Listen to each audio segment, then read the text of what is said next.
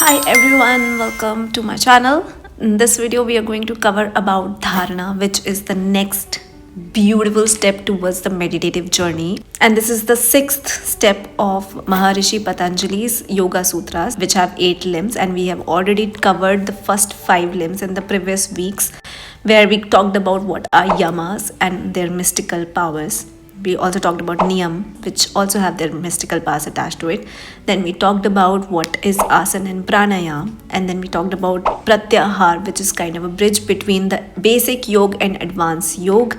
And now we are going to talk about dharana, which is concentration, and it is something which is going to help you not only in your spiritual journey but in your physical material world as well, because nothing in your life can be achieved without having a focused mind. And this is for those people as well who are finding it very difficult to focus, and I'm sure this video will help you understand how your mind works currently, and you will be able to put it into place whenever you feel that you're lost in life. So let's begin by what is concentration. So concentration is something where we are able to put the awareness in the mind at one place for the time that we want it to be, and it has a lot of benefits. We'll also uncover what are the mystical powers once you become a very concentrated person. For now, let's understand how to cultivate concentration in life, and this is something which is going to help you in your meditative journey as well. So in the last video we discussed about what is pratyahar. Pratyahar was withdrawal of the senses from the outside world to the inner world. And now, after we have withdrawn our senses from the outside world to the inner world by focusing on one particular area of the mind or whatever thought we want to manifest in life, what are we doing? We are bringing the awareness back to what we want to focus currently, and every time our awareness drifts back to some other place, we have to gently bring it back. There is no suppression. We don't have to fight with anything. We just have to bring it very gently and be very kind to ourselves. So every time we do it, this is called pratyahar, and every time we bring our awareness back to where we are currently engaged with is also enhancing our willpower. Let's say you're watching this video, for example. You can do this exercise right away. Just completely switch off from the outside world right now and try to focus on this video for as long as you want. And the timing is very important, because this is the time that you are deciding for yourself. This is how much you have to listen to me, and you're doing it in a very intentional manner. And whatever is happening outside this particular video, you have to disengage with that. So every time your awareness is going back to somebody else who's maybe talking on phone in some other room, bring it gently back to this video. So what you're practicing right now, you're practicing pratyahar, which is withdrawal of the senses from the outside world to something which you want to focus upon. And if you're able to maintain your focus for, let's say, 10 minutes, or let's say throughout this video, and you're able to take most out of this video, it means you have now mastered concentration, provided you are not getting distracted by something else. For being concentrated, you definitely have to master pratyahar, which was the earlier step, and I'll link it above. But to be very focused in life, you have to make sure that you're becoming the master of your mind and master of your senses by controlling where the awareness goes within your mind. It's very important that we know where to concentrate in life. If we are concentrating into the negative areas of our life, those things are going to manifest. If we are going to concentrate on to the positive areas of life, positive things will manifest. It's our wisdom that we need to use to decide where do we want to put our focus upon in life. There are a lot of people out there who get attracted to negativity. There is nothing wrong in it. It's how their brains are wired. But if you're watching this video, I would like to tell you that there is a concept of energy. Energy can neither be created nor be destroyed, but it can be converted from one thing to another, or it can be transferred from one thing to another. So when you are engaged in something in a concentrated manner, you are manifesting it because you're depositing energy into that particular area of your life. So let's say you have been depositing energy into the negative areas of your life a lot. Those things would have been manifested in your life, and maybe that's what you're able to see in your life manifesting as well. but if you want to take charge of what is manifesting in your life, that's why I was talking about material world. If you want your life to be more positive, if you want to make more money, if you want to maybe grow in terms of material wealth or whatever, maybe relationships, then you have to practice working in the favor of it, not against. So until now, whatever you have been up to in life, all those things you have manifested it yourself. There's nobody who has done it for you. So you have to take, first of all, complete responsibility of wherever you are in life. According to Hindu philosophy, there are some prarabdha karmas, which is the karma balance which is due from the past lives and are given to us in this life to reap their consequences. Maybe you were blaming your parents for your own conditions, but eventually it was your own karma which have manifested in life. But now, since you're watching this video, congratulate yourself, because now you have unlocked a new realm altogether, and I'm sure you will be able to take charge of your life, provided you start taking action of changing the mental patterns that you have. So changing the mental patterns is something which is on a subconscious level. We'll talk about 3 levels, which is conscious level, subconscious level, and superconscious level. Now let's talk about what is conscious. Conscious means whatever you're intaking from the outside world, which is a physical world, from your senses, 5 senses. So it's whatever you're doing throughout your day is getting registered in some memory bank, and that memory bank is kind of accumulating energy for you. So wherever your awareness goes, there your energy flows. Wherever attention goes, energy flows. So if you are doing some sort of an activity repeatedly and you have that repeated thoughts in your life, it means you have deposited a lot of energy there. Energy doesn't know what is positive, what is negative. It is possible for you to have been depositing negative energy maybe since past 20 years, past 30 years in a particular area of your mind. But now it is time that you take charge of wherever you are currently in your energy spectrum, or wherever you have deposited most of the energy in your mind, to completely transform it into the areas of the life that you want to manifest. So first thing that you can do is understand the concept how your mind is working. So there's this awareness in the mind which travels, and if I'm talking to you, I'm also depositing some sort of an energy to you. If you're watching some sort of a reel which is negative in nature, it means you're also depositing energy in the negative area of your mind. So first thing that you have to do is stop consuming negative content online and anything that is negative in front of you. And once you have detoxified yourself, and when you sit and try to concentrate, you will notice that the concentration has become more powerful, because now you're able to retract your energy very easily from the external world to the internal world, or maybe wherever you want to focus. For now, we are trying to understand how difficult it can be for you to concentrate in case you have already deposited negative energy in your life. So first thing is break those negative patterns in your life. How to identify those patterns? By writing things down. Now, once you write things down, maybe create a column that these are positive things, these are negative things, or just keep writing whatever is coming to your mind or wherever the struggle is in your life, and then take a marker that this is positive, this is negative. You have to do this activity to understand how your current patterns are working. You don't have to judge yourself for it. Be very gentle with yourself. It's something that you're trying to understand. You're just sitting with yourself to understand who you truly are and what have you been up to until now. Because most of the times we are just living in this unconscious world where we are just a product of our surroundings, because until now our prarabdha karmas were working and they were into play. But now, since we are also creating some sort of a sanchit karma is something that we are creating right now in the present moment, and those are also getting accumulated. So the sanchit karma and prarabdha karma both together play a huge role, and it becomes your destiny. So you have to make sure that your sanchit karmas are now becoming more powerful and more positive than whatever was your prarabdha karmas, or the karmas were from the previous lives or whatever since childhood.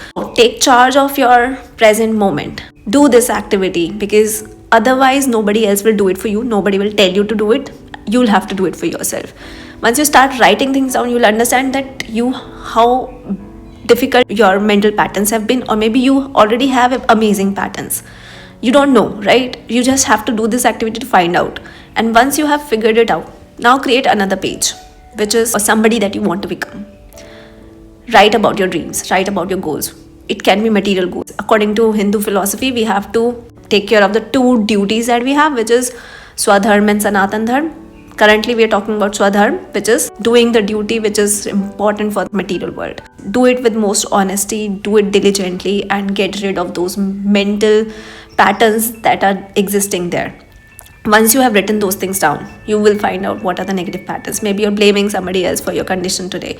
Maybe you are stressed or anxious and you don't know why you are anxious, or maybe you're depressed right now, or maybe you have suicidal thoughts. You can go through any kind of negative situation in life. Just write about it. Once you write about it, you are releasing your negative energy which is existing in your subconscious mind to the piece of paper. If you feel that you can't deal with such negativity, just burn that down. That is also cleansing of your thoughts, which are negative thoughts, and you're letting the energy release into the fire, and you're transforming that negative energy into positive energy. But now what we're going to talk about is very important. Once you have cleared your subconscious mind, it may take several weeks to several months to several years. For me, it took almost 2 years. I did it very unknowingly. So once you have done this activity, we will now discuss about the concentration according to Yoga Sutras of Patanjali. And what does Maharishi Patanjali talks about concentration is Deshbandha Chitasya Dharana, which means when your awareness stops wandering into the areas of the mind and it's completely focused at one point, you are developing a foundation of deeper meditation states, which is dhyan, and ultimately samadhi, which is complete absorption. Miracles start from absorption, but before that, we are just practicing little things in life, and they also have their own spiritual powers attached to it. And you will start to notice that your life is now becoming more aligned to your dreams, to your goals, to the life that you have envisaged for yourself, slowly but gradually.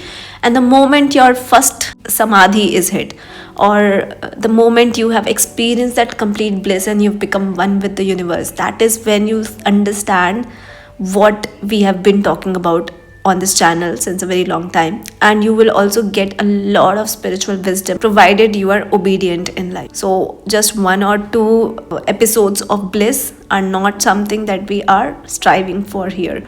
There is more to it, which we'll uncover in the next videos. So how can we practice dharana? According to a lot of Hindu texts, we can practice dharana by different sorts of tools. One is Tratak Kriya, which is gazing into the candle and staying there for as long as we want. We can take one object, let's say a flower petal, whatever you like. It's nothing very particular in nature. There are multiple people, and multiple people talk about multiple kinds of meditation, and this is the reason. Ultimate aim is to be focused first, so that we are able to bring our awareness back to what we are currently engaged into, and then stay there for as long as we want. Some people do mantra repetition. You have a mind which is full of chatter. That is when you can use mantras as a tool. You can just do Om Namah Shivaya. You can do a lot of other jobs that you like, whichever god that you really love. You can start chanting for him, and soon you will start to see that there are stages in your mantra chanting that you are becoming one with that particular deity or god. Another thing of being concentrated, and it's my favorite, is that wherever you are, whatever you're doing throughout your day, put your awareness back to whatever you're doing. Just do one thing at a time, and that is a beautiful message that I got from my guru, which is Danpani. The next thing that we're going to talk about here is the mystical powers. Again, there is a word of caution that you don't have to pursue mystical powers, because it's something that will come alongside and you don't have to strive for it, but it's just something which will keep you attracted to your spiritual path. But there is a lot more beyond all these mystical powers. It's a higher truth which is awaiting to be unfolded, and you have to take action every day to reach to that level.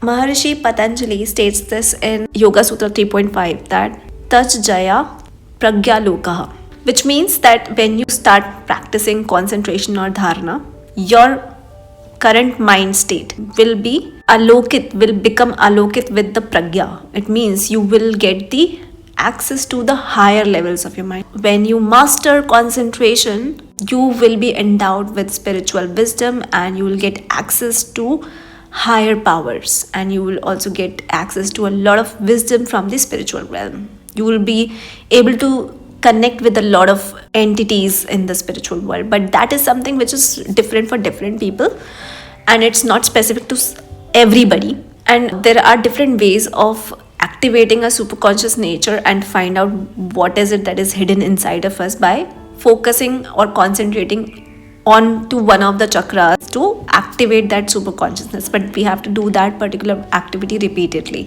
So first siddhi is anima, which means this is the ability to become as small as the atom, and you will be able to perceive what is not visible to the naked eyes, and you will be able to perceive things into the depths of existence. Once you become very concentrated, just take one object in your hand and try to focus on that particular object. You will be able to see the smallest of elements which is present, and you will be able to absorb all the knowledge from it. But this is something which will come with practice for sure. Now second is mahima, which is the ability to expand to the universal size. It's something that you're able to get the wisdom from the higher spiritual realm, and you will be able to understand how the universe is working, and it symbolizes universal awareness. Next one is lagima. So lagima means the power to become light as feather, which enables levitation or gives a person greater agility. Now the next siddhi which Maharishi Patanjali is talking about is prapti, which means by sitting at just one place you are able to find out what is happening on a distant place. And this is one of the mystical powers that Sanjay had in Mahabharata, because that is how he was able to convey what was happening in Kurukshetra to Dhananjay. Now next are Vashitva, which means mastery over the 5 elements: earth, water, fire, air and ether, allowing control over natural forces and phenomena. Last one is Ishatva. It means you get the divine power of creation and destruction, and you become the master of your own life, that you're able to create what you want, you're able to destroy what you want, you are able to manifest things in your life very easily, because now you've become one with the universal consciousness. There is another very beautiful insight from Yoga Sutras of Patanjali, is that once the person masters dharana, he or she is able to understand other person's mind very easily and is able to draw the insights that the other person is even not able to. So you must have seen a lot of psychics who can just tell what is going on inside your mind. So it happens because they've mastered dharana and they've become mystics or psychics in nature. Since we have already covered 6 limbs of Patanjali's Yoga Sutra, I would highly recommend that you start practicing it in your life, and let me know by commenting down below if you have started already. What is the challenge that you're feeling right now, so that I can actually make another video on that particular challenge. And always remember that the ultimate aim of practicing all these things, engaging into spiritual practices, going into deeper states of meditation, understanding what are the 8 limbs of Yoga Sutras, is to ultimately find out the divine within ourselves. And once we find out the divine within ourselves, all the hatred, all the fear, all the worries, stress, anger, all these issues gets resolved from our life. We start to manifest the things that we really want, and along with that we are able to do the work of our soul. We are able to follow our soul's path. We are guided by divine power. We become one with the universe. We are always protected. We don't feel scared anymore, and this is something which will help you as well in your journey, because it has already helped me. I'll see you next week.